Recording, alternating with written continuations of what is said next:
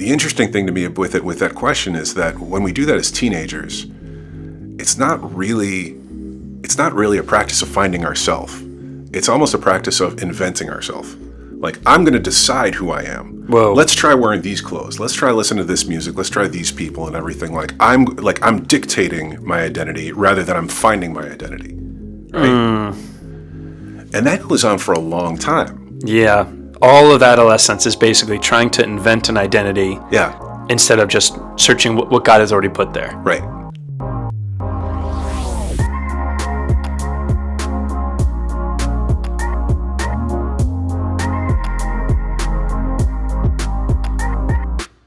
So someone who maybe is listening for the first time, who doesn't understand our background, a judgment they could make is, oh, this is all about like honoring yourself, loving yourself, sort of self-therapeutic deism. Yeah.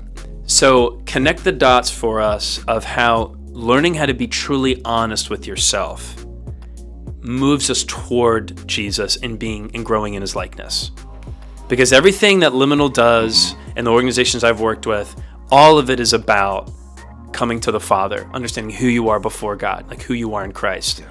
But there's an essential gauntlet to get through that does advance our relationship with God, and it is like getting honest with ourselves. So it's not moral therapeutic deism, but there is some stuff we have to do that gets us to Christ. So how would you articulate how important or how this helps us grow in the likeness of Christ and grow in our walk with God? Because it's the end goal is not, I know myself now, because that's every postmodern, post-Christian, meditative, trend right now is, oh, know yourself and then you're good. You're not saying that it ends there. This is just a method to get us to intimacy with Jesus. So talk about that. Yeah, and I appreciate the question and the way you worded it. I think it's important for any of us that are doing this type of work, doing soul work, doing emotional work, to be very clear about that too, because there is a danger that we could take a left turn and go that direction, and start doing a lot of self-worship, and again, it's one of the reasons that I think it's so important for us to. I mean, we talk about this work being. Soul work and a lot of being alone, a lot of isolation, a lot of those kind of things. But it is so important to be doing this in community and doing this with other people that we trust and are doing the same thing. Mm-hmm.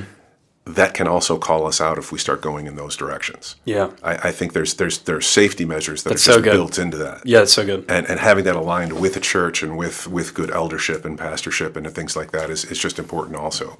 So I want to be responsible in even just saying that. There's always a danger that we can take any good tools and use them for something bad, right? But even systematically, there are some things in place that you have, and I've seen this where. If you just follow the steps, you're not doing this alone. Right. You're not in a vacuum, allowing yourself to become the idol in the altar of your own heart. Men are going to call you out. Yeah, it's funny. I actually I was doing some study on some other stuff this week, and I never really thought about it this week before, this way before. But that in creation, the first thing that God said was not good was for man to be alone. Out of all of the things, everything's good. Yeah. And then as soon as there was man and man was alone, it's like, that's not good. Let's get you somebody else. Let's go. Yeah. Even that is a really helpful hook for the person who maybe feels like they've got a really good intimacy with God on their own, but there's nothing else manifesting from that. Yeah. It's like, this goodness of close nearness to God is not for your own self. And it's not good for you to be by yourself, man or woman. Man, that's great. So, to your other question, I this is kind of more of a thought, and it's not a conclusion yet. But there is something. I'm all about thoughts, man. This whole show is people listening to someone who's maybe like 3 steps ahead, saying, "Hey, let's try this. Still trying to figure it out. Let's go, man. Let's go. Love it. Oh man, now I lost your question. No, sure. I was just talking about how do we make sure it's about connecting getting through self-honesty so that we have greater intimacy with Jesus. So developmentally, and this might take us down a weird path also, because there's a weird story with my mom in this too. But developmentally, it's important, and this always fascinated me that God set things up this way. We're born into connection. We're born completely connected with our mothers, especially, and don't. They say that babies, they can't even tell where they end and something else begins. Like when they see mom, they just think it's an extended part of them. It's all in connection and everything. And then there's a part in development, and it's a long period of time and goes into adolescence of starting to form our own identity outside of that. Like we need to break away and figure out who we are and who somebody else is. And that turns into this big question about who am I and what's my identity. And the interesting thing to me with that question is that when we do that as teenagers, it's not really a practice of finding ourselves. It's almost a practice of inventing ourselves. Like, I'm going to decide who I am. Whoa. Let's try wearing these clothes. Let's try listening to this music. Let's try these people and everything. I'm dictating my identity rather than I'm finding my identity. Right? And that goes on for a long time. Yeah. All of adolescence is basically trying to invent an identity. Yeah. Instead of just searching what God has already put there. Right. Wow, dude. Right. And I think developmentally, it kind of has to happen that way. This is the frustrating thing to me about all this is like, when we talk about getting to this place of being able to do all these practices and getting to a place of spiritually understanding who I am in the eyes of Christ, and the way that a lot of people will talk about it right now is there's this need to let go of our own ego, and our ego is our own what we built as a sense of self. Yeah, and letting go of that to get to a place that's more centered in Christ and who He actually made us to be. But before we can do that, first we have to build the ego. Yeah. So the need to do that, all that practicing, all that sense of self-building, it's part of our development. It has to happen before we can get to this other part, which always leaves me in this God, why didn't you just make it so we could just get right to this? I just want to be in my identity in you. Yeah. But so I'm. This is where I'm sorry if this doesn't. No, this is good. Perfectly, but it's good. I had some of the stuff that I've dealt with my mother. As she raised me, she gave me some messages that were really good, that were really important, and things that I today I really hold on to as important truths in my life. And there are things she was very big into. Caring for others rather than caring for ourselves, or caring for that someone else's needs are going to be more important than our needs, and looking at we are part of something bigger, that we're not just who we are. And as an adult, I see these as really amazing truths to think about, live by. As a child hearing this, I wasn't ready for it, and all I got from it was, that means that you're worthless. You're not important. You're just and anybody else is more important than you are. And developmentally, there's we have to be at a point where we're ready for these truths that I think God has for us sometimes, where as children and as growing up, we're not really ready for this stuff yet. So I think there's something about when we do the things that we do are almost as important as what we're doing at the time, because God has this kind of natural development when we're spiritually ready for things, when we're ready for things. I'm even getting lost in the thought as I'm saying it, but it's what happens when we come up with these thoughts on the moment, right? No, but what you're getting at is, you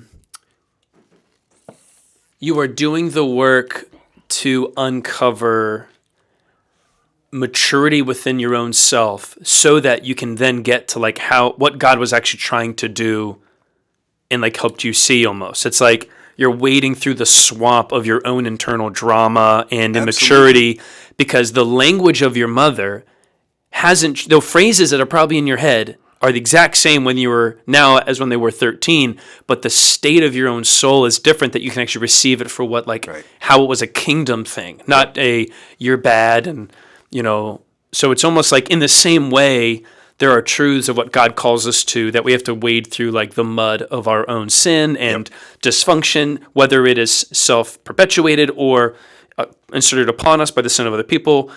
But wading through that then enables us to better be in step with like what God wants you to do. Yeah, the really typical progression. Mm-hmm. We see men in particular get into self-building, coming out of kind of being launched out of their teenage years and getting into manhood, and it's like this: I'm going to define who I am, and I'll do it by accomplishment. I'm going to accomplish this, and I'm going to push forward, and build this ego and build this sense of self, and get into this place of midlife, and have like one moment of introspection and realize I'm not getting what I thought I was going to be getting out of this. Like I don't feel complete, or I don't get this level of satisfaction that I've achieved all of this. Mm-hmm. So it's like all of this stuff that I've been working towards somehow ends up betraying us. And then, since this tower that we built has become our identity, now that we see that it's false, or we have this realization of that, it's like our entire identity collapses. And this is usually where midlife crisis kind of happens. Yeah. And then there's the question of who am I? And this is usually a perfect time for men to really latch on to God and rebuild their identity. This is that kind of first half of life, second half of life modality, right? It's first half of life, but you have to go through the first half of life in order to get there. Yeah, the invented self has to self-destruct a little bit before you can discover, or what's the phrase, invented versus discovery? Yeah, like the invented self has to self-implode before you can actually discover who like the real person is. Right. The things that God put within you. So with that, something that you and I talked about yesterday at lunch, and then and so where it comes up a lot, is this, you even teased it out when you were like, if I don't do this thing, who am I at the end of the day? And the phrase that we've talked about on the show a little bit is this idea of like shadow. Yeah. Like a shadow self. I did an interview with a good buddy of mine. He called it super me. Like the projection of who you are that can lead you to destruction, but also great success. Yep. And that some of the greatest strengths we bring to the table are actually wound up in this shadow because it helped us survive and get going. And yet if you let it drive the bus of your life, you're going off a cliff. Yeah. So when I have a question specifically about shadow that's really practical for listeners. But before, how would you articulate shadow without, I don't want to jeopardize anything related to Initiation Weekend or even the work that people do, but how would you articulate shadow? Because you're kind of hinting at it now about that invented self. Yeah, I don't think that I don't think having an understanding of shadow jeopardizes anything. Jeopardize anything for anybody's initiation or anything. I actually think it's good to have a decent understanding of it. But I also think that it's another one of those words that people use that can, like, everyone will have a slightly different definition. Yes, right? Very good point. Very good point. There's two words that I think get used quite a bit in a similar way. When I think of invented self, the word I'll associate with that is usually more a persona. Yes. And shadow, the way that we use it with liminal and with men specifically with this is really simple. It's anything that I hide, anything I repress, anything I deny. So anything that anything I hide, repress, or deny. Yeah. So anything that that's authentically there. It's a part of me. This is not something outside of me or something that I'm trying to get rid of. It's a part of me. Yeah. But I don't like it, or I don't want to see it, or I'm just not aware of it. Period. So it's out of my conscious vision. So the crazy thing, I was doing some other research for something else, and I'd always heard there's kind of this old wives' tale that like we're only able to access 10% of our brain power. Yes, right? Heard that. Yep. So it's not true. I heard it's not true. I've heard it's not true. Yeah. So our brains are always going at 100%. But the actual thing is that we only have conscious control over 10% of it. We are only aware of about 10%. Right. While our whole brain is going, and Wild. what we're conscious of is only 10%. More recent studies show it's actually way less than that. Whoa. It's closer to like 3 or 4%. Jeez. That we can be conscious of, which means all of this other thought, all of this other stuff is happening, but we don't even know it's happening. The iceberg is even bigger. Exactly. That famous illustration of the iceberg, Yep. it's actually even bigger under the surface than we thought. Right. Wow. And so any of that stuff that's in the unconscious that's going on, but we're just not aware of it, or we don't want to be aware of it. Yeah. That's what we'd refer to as shadow. Let's say you're trying to help somebody listen, and it's like, okay, I hear that, but like, what kind of things are we talking about? Yeah. So this, Or if there's questions you would ask me to help me, and we could like, I mean, you could even ask me. I'll tell you my stuff, but it's like whatever would be helpful. Well, If I'm sitting across from you saying, throw a couple of categories Yeah. out there just to give it a couple examples. So it could be on an extreme side of things, Yeah. right? There are people that have had things happen to them, or that have gone through experiences when they were young or something like that, that they don't even know happened. They Repressed have blocked memories. it out completely. Yep. Exactly. Yep. They're absolutely still there, but there is a part of us that like turns that off. Like, hey, we're not ready to process this right now. We're just going to shut this down. So all of this stuff that's happened is put in a shadow. And that's just, and they didn't even choose to do that. It's the brain protecting itself. Yeah, absolutely. It's like a cocoon or something. But at the same time, that same part will also kind of watch out for danger at other points. So suddenly we'll be like, we can be in a room and somebody says something and it'll trigger something, and we just like, we have to get out of there. So we have some response. We don't even feel like we're in control of it. Yeah. And that's like this shadow part of us that we're just not aware of. And that's like, a pretty dramatic example. That's a huge, that's like that happens to people. Yep. Just to give an example, but that's as extreme as it'll get. Yeah. But in the same kind of way, if there's just something we don't like. So going back to what we were talking about before, if I've got this idea that somehow I'm not man enough, but I don't consciously really think that. It's not like it's a thought that goes on in my head. Yeah, you don't wake up in the morning saying, I'm going to prove that I'm a man. Exactly. You don't do that. That's somewhere in a shadow spot. It's like a blind spot I'm not looking at. Yeah. Is this belief that I'm not man enough because I watched someone on TV that looked bigger than me or something like that, and I just had this thought, but it wasn't even a conscious thought. It was just in there. And so now I've got this drive to want to prove that. I want to prove I'm man enough. I want to prove something, and that's shadow driven. It's not in my conscious thought. It's something that's unconscious. And I think about this. You know, when I talk about shadow with men in groups on weekends, things like that, in Romans, when Paul talks about the parts of himself, right? But different parts of me. There's a part of me, and it's always that tongue twister that I can never get right. There's like, I want to do what I don't do, and what I want to do the good, I don't do the good that I. There's so many translations now, dude. You get it close. You got it. But he speaks really specifically of like there's this part of him that drives him to do these things that he doesn't want to do. Yeah. But he was specific in talking about it's a part of him. Yeah. And he says it's a sinful part. And I think about sin as like the action. There's a negative action that I take in my life, and the evil that I do. Right. And we can get into the theology, the doctrine of everything. I don't believe what he's saying though is that the part of me is evil, but out of it evil will come. Sure. If I don't tend to these parts of myself, I don't start to look at them. They're gonna do negative things. They're going to, because if there is some thought about myself that, like, again, going back to that, if I've got this thing in my ear saying you're not a man, you're not man enough, I'm gonna figure out a way to prove it. And I'll do damaging things to prove it. Well, that's, just to play it out. The person who crazy demands at the job, and they would never say, I'm going to stay up and answer these emails and neglect my family because I'm not a man. They would never say that.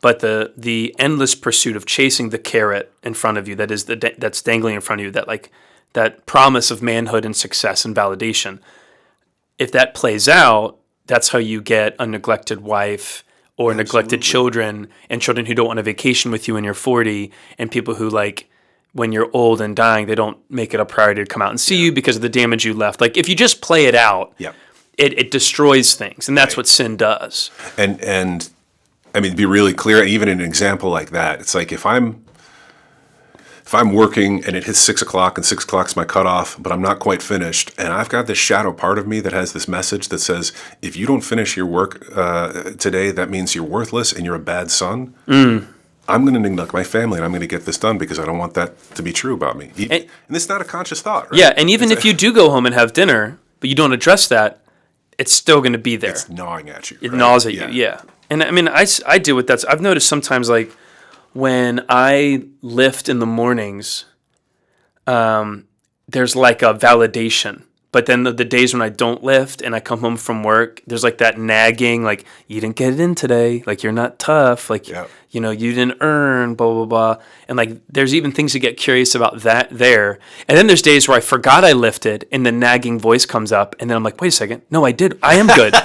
And then it's like super weird. But even the fact that I'm telling that internal voice, no, I did, and I am good, even that is something to be curious about. Like, it could be that seemingly minimal in the moment, but it is a sign that there is something stirring about, am I lifting because I want to honor God with my body, or am I lifting because I am combating like the little skinny boy in high school who got picked on, or like, you know, there's some wound there. Absolutely. Like I tell my friends who have like kids, because we obviously the joke is like, oh man, I got kids, I want them to go D1. You know what I mean? Yeah. And I look at like the documentaries about like Tom Brady and Michael Jordan, and I'm like, I think I want my kids to be so emotionally healthy they never have to worry about that. Yeah.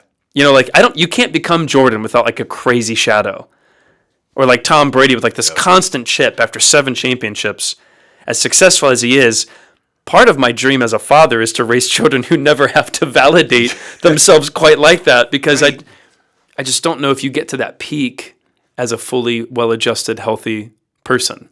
I don't know if that's true. I agree with you. And there is, and again, we talk about these tensions. I'm like, there's a lot of great stuff in the world, or great people in the world, that probably wouldn't have hit the heights of greatness if they were much healthier people, right? And then and we probably would have lost out on a lot of stuff too. The head of IJM, I forget his name, but he runs international justice mission all over the world, rescuing people out of trafficking.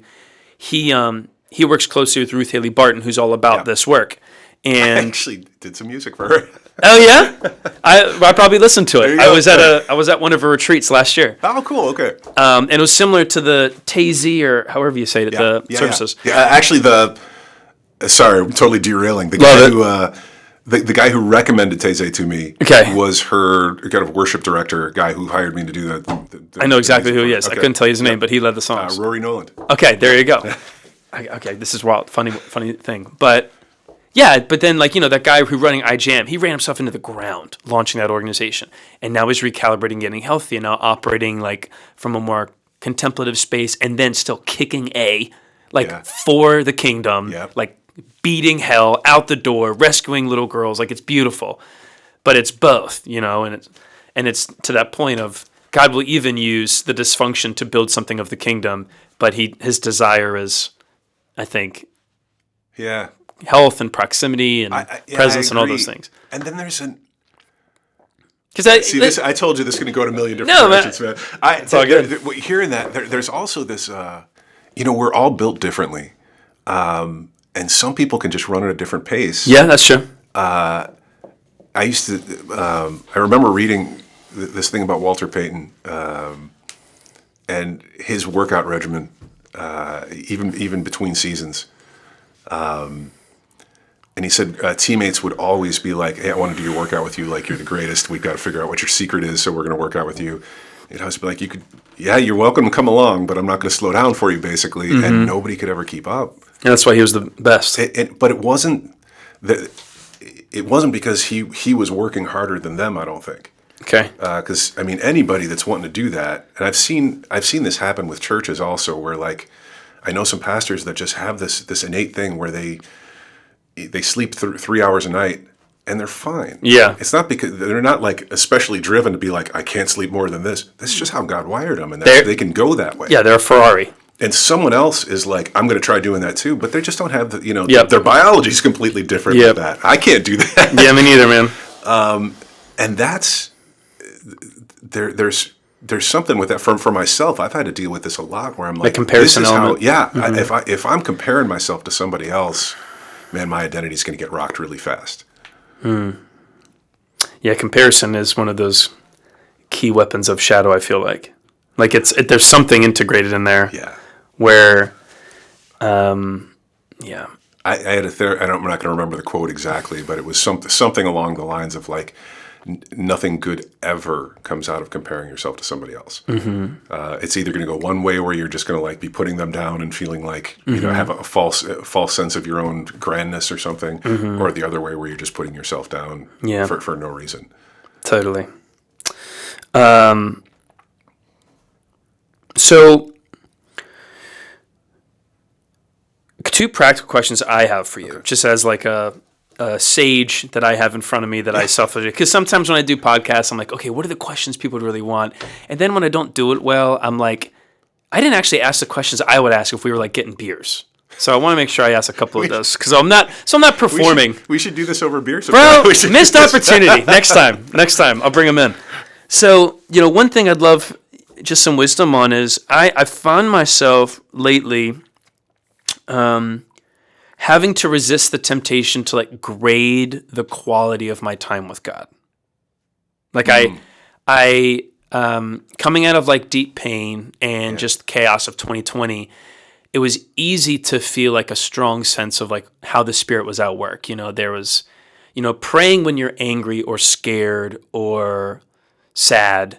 There's a richness to that because like you need something. But when life is going good, the emotional sensory stimulation is different sometimes.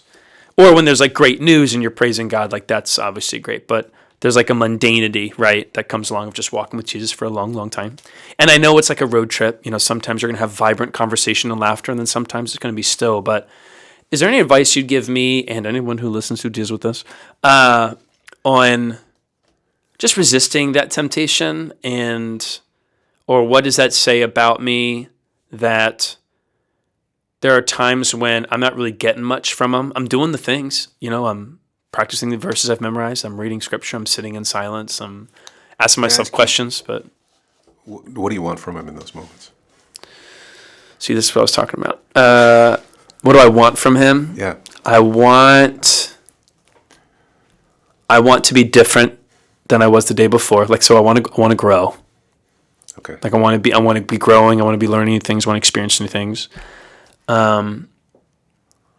I want to feel affirmed that like I'm in the right spot. There's like a subtitle of if I'm not feeling or sensing God, that I'm somehow off a little bit, which I know is wrong, but I still want. Yeah. And I think part of it too, Chris, is just like I've been in those places where I feel like I'm almost like Moses. I'm staring at God right now. Like I feel like I'm glowing when I come back out into reality. And it's when you experience or taste that, like you want more of that. Yeah. You want to go back and have more of that great meal or that great laughter, So part of it is just that. So I think it's personal transformation, growth, sensing that I'm doing the right things, but also just when you just feel like the kindness of God or you feel his presence, like it's addicting. And I don't mean like a worship moment. I'm talking about no, I'm with you. I'm in the woods by myself. There's nothing stimulating, but I just like there's a sense of. So that's what I'm talking about. Because there's lots of times where it's like I'm up, I'm doing it. My time was fine. Nothing in the Bible jumped out. I felt distracted. And I even know distractions are okay. Mm-hmm. But it's still like, man, I wish I got more out of that. So that's just my work. What do you think about that? I'm really curious about something you said earlier where you said you're a recovering people pleaser. Yes. How much of that do you think also goes into your quiet time with God? Like wanting to please him? Yeah. It's a good question. And, well, there's wanting to please him, and then there's usually something that you'll get out of pleasing him, right? Sure, like acceptance, love, affirmation. Like it might be that. It might be wrapped up. Because performance is like a big shadow. Yeah, that makes sense. Like young age, changed schools. I've preached about this. Okay. Learned I was a total misfit, total isolation hermit, nobody. Went from poor school to rich school. And then I suddenly was good at sports, and I was accepted by all the cool kids. And I just rode that wave for 15 years. Got it. Okay. So there's some of that in there for sure. I don't feel like I have to perform for God. Yeah. But I'm sure that I'm still in the process of digging out some of those weeds. Like the big weeds, I've got. Absolutely. But I know there's probably others. I'm looking for like the seeds of the weeds. At Right. this Yeah. point. Yeah. Exactly. And there's kind of a learned behavior. Kind of, hey, I'm so used to doing things a certain way, or so used to having a certain reaction. Yeah. The interesting thing, well, one of the interesting things, and even what you said is even that idea of looking for affirmation from God. To be clear, it's so easy to get this stuff messed up. That's actually a good thing, right? It's okay to hunger for that and want that. To want to be affirmed by God. Yeah. I think so. This is a great kind of going back to a shadow piece, though. But if I'm not aware of it, if it's like if that's kind of shadow motivating me, I've got this desire to be affirmed by God, but I'm not really clear about it. Yeah. So if it's something I don't get, I end up walking away from a time like something's not finished, or it's not like it. I didn't get fully out of something what I was looking for, even though I didn't consciously know I was looking for it. And I don't know. I'm using that as an example. I'm not saying that's what's Still going on helpful. with you. Yeah. Because I think one of the reasons I'm not scared about this is I know I'm asking the question. Like I walk away from my time knowing there's an impulse to want to grade how good of a time with God that was. And Sherry kind of poked at that even like a couple months ago, and that was helpful. But, I know that there is a part of me that wants to walk more confidently or less confidently based on the emotional state I have coming out of a quiet time. I know that is logically not how the nature and character of God is displayed through his word. Right. And at the same time, there is a longing of the heart to get that as a gift. So I think like, to kind of go back to what you said, living in that balance is in the tension part is part of the practice of like learning and growing and just holding that in front of you and seeing if you're not careful, this could start driving things. So I'm not going to process you. Okay. I have a weird way of looking at some of this stuff though, where I think anytime, and this goes back to something you were asking before about some practical, like how can people start to look for some of these things? Yeah. Anytime, especially the way that you worded it, where it's like, I know that God isn't seeing me this way, or I know this isn't, but I also notice there's something there. Yeah. Anytime I get some of those thoughts or any of those kind of sensations, that's usually a good time for me to stop. The head to heart disconnect. Right. Okay. And say, okay, somebody else had mentioned something about this that was really similar when we talked about emotions in general. Okay. There's this, and when we talk about emotions, I'm strictly talking about like a sadness or a fear or an anger, not like, it's easy to get into like judgments and calling them feelings. Like, I feel like this was supposed to just happen. Or like, that's not really a feeling. But actual emotions that there's, if I'm angry about something, but it's not relating to the situation very well. Yeah. There's this thought that we can't really trust our emotions. And the reason that we can is sometimes if there's something else in our life that we haven't dealt with that is in shadow, this might be a thing that's reminding me of something else. So the anger actually makes sense, but it's misplaced. It goes somewhere else. Like anytime any of that stuff doesn't quite jive, it doesn't match up, it's usually a good time to stop and pause and think through like what is this reminding me of, or what is this? What am I angry about? And I like to think of those as actually kind of gifts from God. Like even walking away from a prayer time and thinking like, I'm noticing like these judging or even wanting to rate something like that and thinking I didn't measure up today in some way, but I know that doesn't relate to my prayer time. So what is it relating to? Where is that coming from? Because there's probably a shadow element in there somewhere. And it sounds like you've done enough work on this kind of stuff already where you could probably go like, oh, that's probably like this from my childhood or something like this. And then you can kind of journal about that stuff too, because it sounds like that's coming up in the moment. Yeah. And I really think, in a very beautiful way, God gives us that stuff so we can notice it and see it and actually heal from it if we need to heal from it. It's a gift where he's hinting at where we can go get curious about something. Yeah. So for the person listening, I'm going to summarize what Chris just said because it's brilliant, but I'm going to put in my words because that's what I do. I would say when you find yourself having an emotional response to something that you know cognitively or intellectually is not right, and yet you still feel it, that's something to get really curious about. Yeah. Because there's even, let's go relationally. My friend said this to me.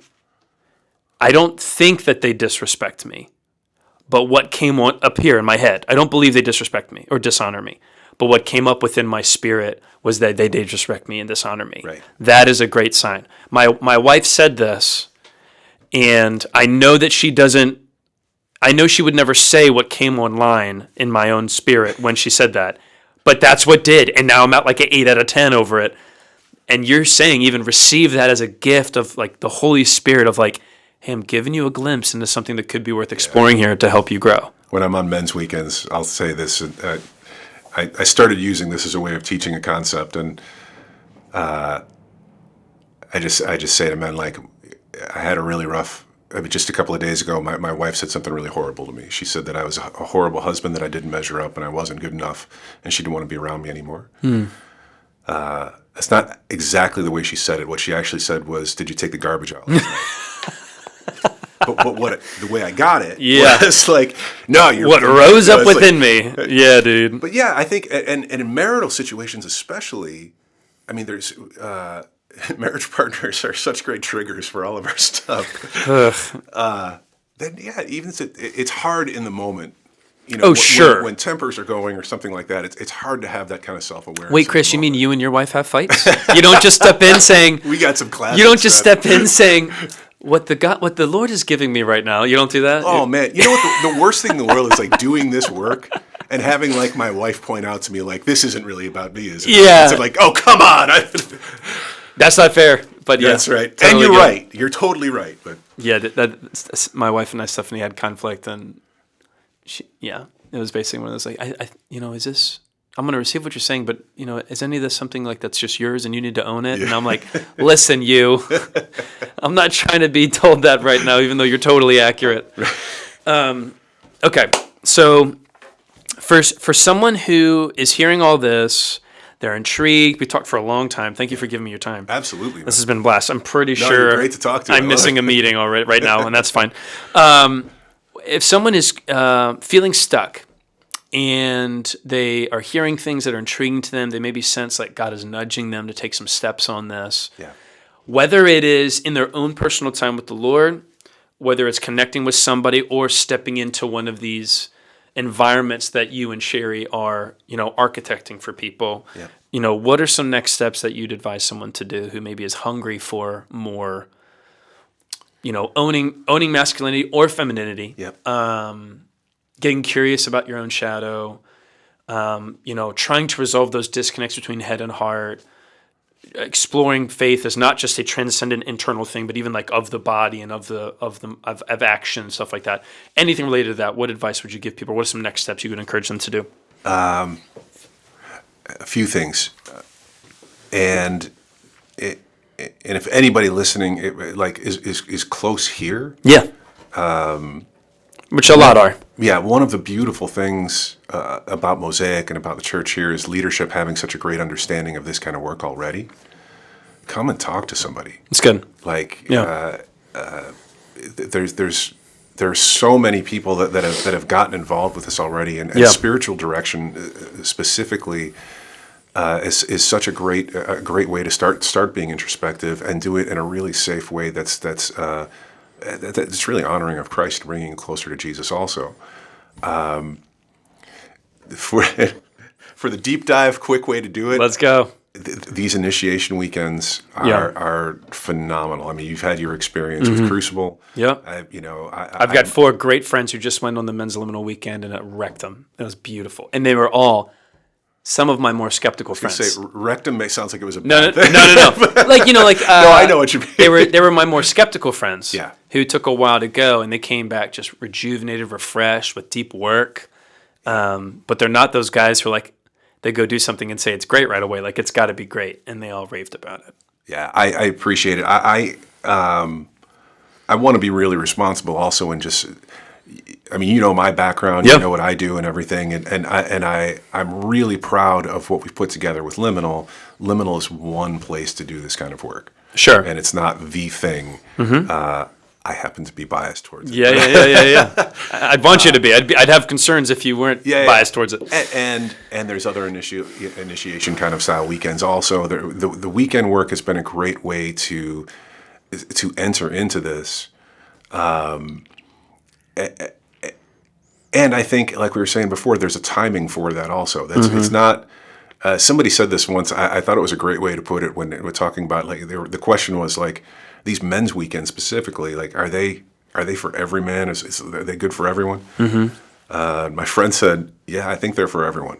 Not necessarily right now, though. Yes, that's good. There's a different time for everyone. That's good. And, you know, one of the things you and I were talking about yesterday is it's really the reason Liminal was started was I don't want weekends to be the only way that people can get into this work. Yeah. So I really want people to be able to get into this work by joining groups. You're actively pursuing ways in which some of this exploration of shadow can be done even prior to initiation. Yeah. So that people can know when they're ready. Yes, absolutely. Because I've got some friends who are like, I think I want to go, but I'm not sure if I'm ready yet. And I'm like, I think if you're not sure, don't. Yeah. Like, there's other work that's being developed to help them figure that out. And this is it's a gentler way to kind of step into it step by step.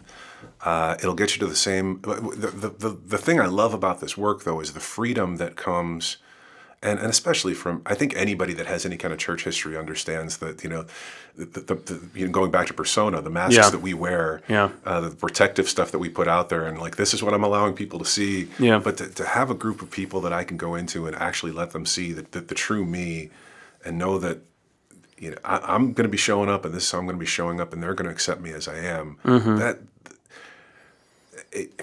It's amazing how much horsepower is needed to hold on to those masks. And when I started doing this work and was able to first, like, take an actual mask off and just be myself, I was amazed how much extra energy there was in my life to actually go after the things that really mattered. That's good. So having some place to be able to do this kind of work and just be yourself, the way that God honestly created you, it's transformational.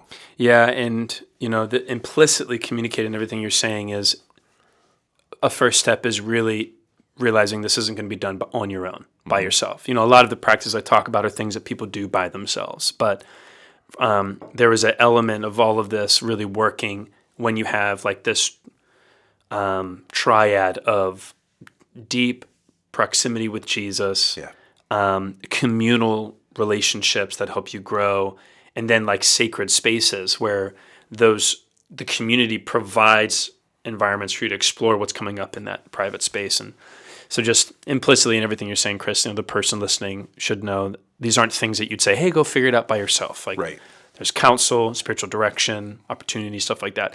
So if somebody wants to learn more about Liminal, I'll put all this in the show notes, but where could they either hear more about Liminal, hear more from you, or anything like that? Where would you send them? What should they do? Yeah, go to the website, liminalwork.com. Liminalwork.com, great. And if you want to send a direct note to us, we'll respond to that. Sherry and I will respond directly to those kind of things. And if you're just interested in weekends, things like that, all of that information is there on the website too. And, you know, we've got a thriving community here in Maryland. If you're not in Maryland, I know we have people listening all over the world, thankfully, here in the UK mainly. But there are thriving communities in the Colorado area and in Kentucky as well. And you've heard us talk about, you know, the Crucible Project. They've got environments everywhere as well. But so liminalwork.com, we'll put that in the show notes. And anyone who wants to reach out to Chris, go ahead and send that direct note, and he and Sherry will get it. We'll probably, depending on who sends it, depends on who you get response from. But, dude, it's great. This is fun. It's been great talking with you, man. I really like being I hope we went all over the place. I hope that was okay with you. I love going all over the place. That's how I live. I feel like there's so much I would want to talk about with you that's more specific to like some of the processes you've constructed and stuff like that, but that's not necessarily for a public audience. So that'll be maybe something we can do a bit later. But thanks, brother. Appreciate you. Absolutely. Yeah, thank you. Appreciate you, man.